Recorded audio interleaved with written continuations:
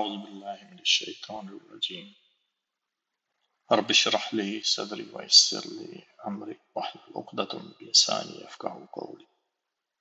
اسلام کا مذہب بعد میں کچھ کا کچھ بن گیا، لیکن ایک یقین کرنے والے حقیقت شناس کے لیے اس بات سے انکار کرنا محال ہے کہ خاتم النبیین صلی اللہ علیہ وآلہ وسلم کا لایا ہوا اسلام دراصل وہی قرن اول کا اسلام تھا، وہی ابو بکر صدیق، عمر فاروق، عثمان غنی اور حضرت علی رضی اللہ تعالی عنہ والا اسلام تھا۔ خالد بن ولید اور طارق اور مسلم اور ابو عبیدہ بن الجراح والا اسلام تھا۔ غالب بن کر رہنے اور پیٹھ نہ پھیرنے والا اسلام تھا۔ سب بنی نوع انسان کو سطح زمین کی متحد بے روک ٹوک اور بے خوف و خطر بادشاہت زمین پر قائم کر کے نسل انسانی کو باہمی فساد سے پاک اور ایک کر دینے والا اسلام تھا۔ اللہ تعالیٰ کی ذات سورہ انفال میں فرماتی ہے بعد اعوذ باللہ من الشیطان الرجیم حتی لا تکون فتنۃ ویکون الدین کلہ للہ، بلکہ سب انسانوں کو ایک خدا کے مشترک بندے اور ان کے درمیان رحماء بینہم کا ماحول پیدا کرنے والا اسلام تھا۔ اس اسلام میں حمیت اور عصبیت تھی مگر تعصب ہرگز نہ تھا۔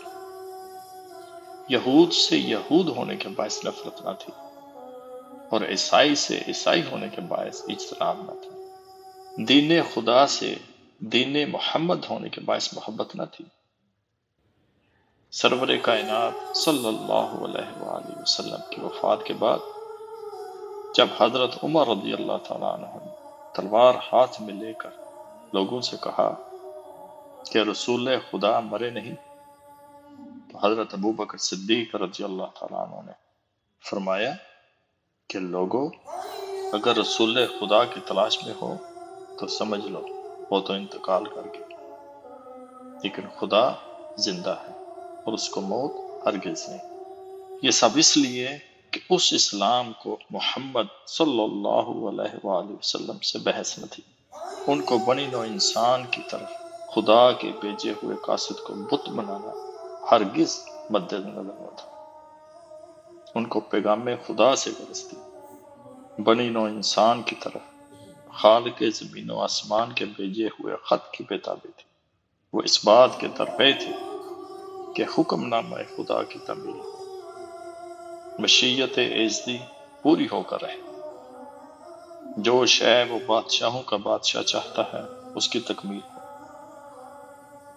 یہ دین خدا کا بھیجا ہوا دین، سب انبیاء کا لایا ہوا دین ہے۔